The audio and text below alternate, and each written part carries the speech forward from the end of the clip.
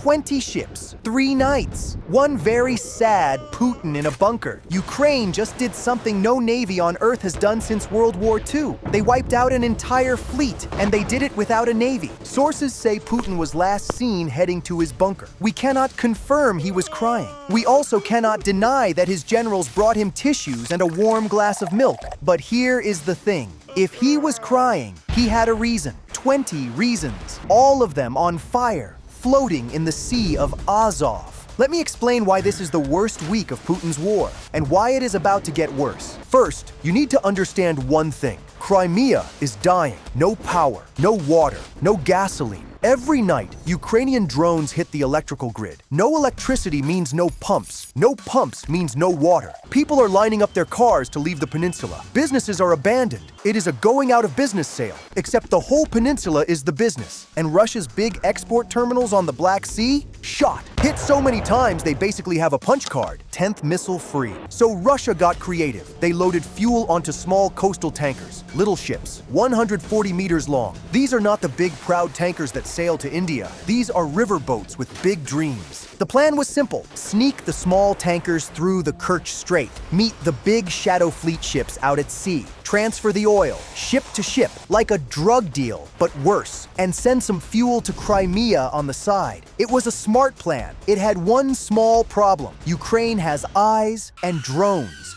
So many drones. It is the night of July 5th. The Sea of Azov is calm and dark. A Russian tanker sits low in the water. The crew is relaxed. Why wouldn't they be? This is the Sea of Azov, Russia's home pond, the safest water Russia has left, which, to be fair, is like being the healthiest man in a hospital. Somewhere in Ukraine, a drone operator sips his coffee. He looks at his screen. On the screen, a Firepoint drone skimming over the waves. In front of it, a tanker, glowing on the thermal camera like a birthday cake. The operator keys his mic. Delivery for Venera 3. Someone ordered 60 kilograms of explosives. Pause. No? Well, it is non-refundable. The drone climbs, gains height, then it tips over and dives, nose first, straight into the hull. Maximum force. These drones do not just hit ships anymore. They hit ships with style. The explosion lights up the sea. Fire rolls across the deck. And on the Russian side, confusion. Total confusion. The radar showed nothing. The air defense said nothing, because there was no air defense. The most protected sea in Russia was protected by vibes. The captain of the second tanker radios the port. "We are under attack!" The port radios back. "By whom?"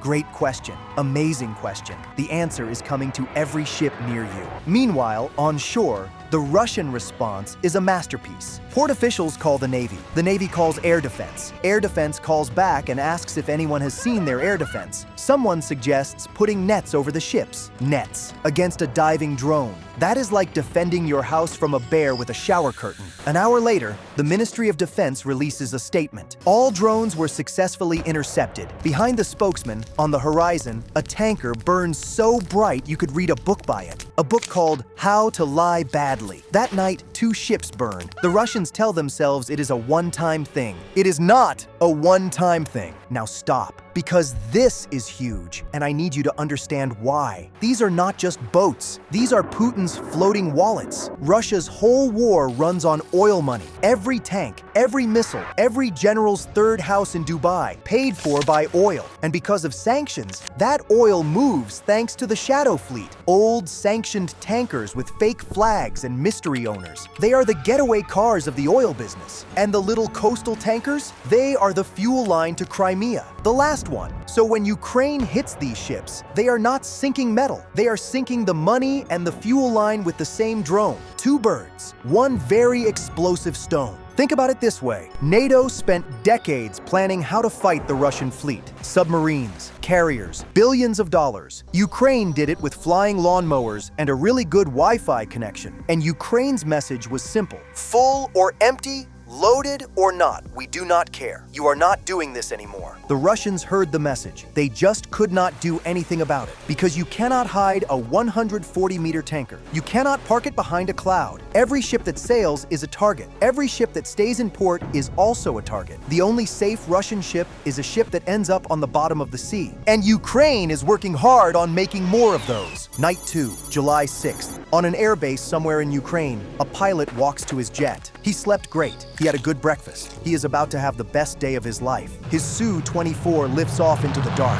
Under its wing, a cruise missile the size of a small car that will also have the best day of its life. Over the radio, target confirmed. Tanker at the transfer point. The pilot smiles inside his mask. Copy. One tanker, well done, coming right up. The missile drops, lights its engine, and disappears toward the horizon. It flies just above the waves, fast, low, rude. On the tanker, a Russian sailor is smoking on deck. He hears something. He looks left. Nothing. He looks right. Nothing. He looks forward. And for exactly half a second, he becomes the most informed man in the Russian Navy. The crew jumps into lifeboats. Good news for them. Most of these tankers were waiting empty. Bad news for Putin. An empty tanker on fire is still a tanker on fire. The pilot banks his jet toward home. On the radio, one word. Delivered. Somewhere below, 10 ships burn in a single night. 10 in one night. The Sea of Azov looks like a birthday cake for a very old man. And back in Moscow, someone has to walk into Putin's office and explain this. I do not know what they pay that man.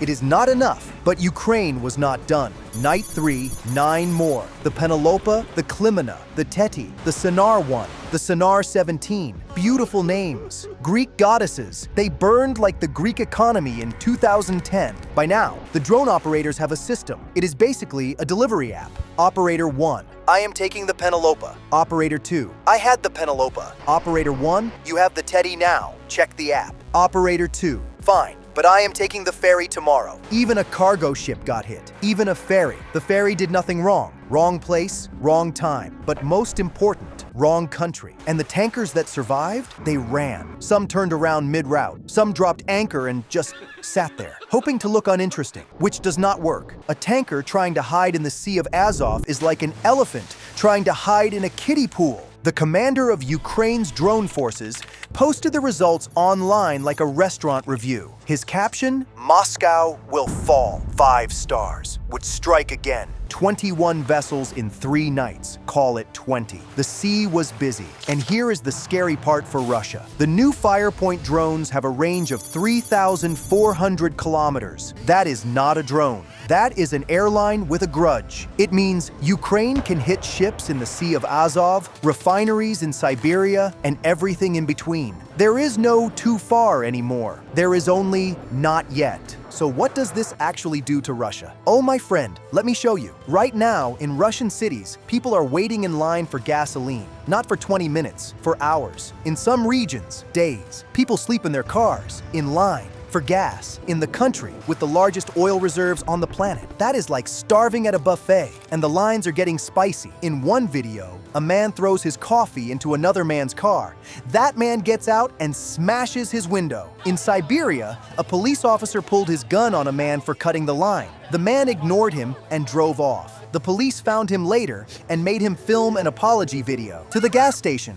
In Moscow, drivers found a new hobby. They hunt fuel trucks. They see a truck, they follow it, like seagulls behind a fishing boat. Wherever the truck stops, congratulations, you are first in line for the gas. And the fuel that does exist, the government lowered the quality standards to keep pumps running. This new gasoline destroys modern engines. One woman waited 5 hours, paid full price, filled her tank, and her check engine light came on the next morning. She paid to break her own car. That is not just a fuel crisis. That is a subscription to sadness. Meanwhile, the Kremlin elite set up secret gas stations. Priority fuel for officials, their wives, their mistresses, and this is real, their sugar babies. Ordinary Russians found out, and they started burning those stations down. When your own people are torching the VIP gas stations, you know things are going down fast. And the ordinary Russians who are done with all of it, they are buying horses. That is not my joke. That is their actual plan. Horses are already appearing in smaller Russian towns. In 2026, a man rides his horse past a gas station queue like it is the year 1826, and honestly, he is winning. Now, the big picture. Why does Putin personally feel this one?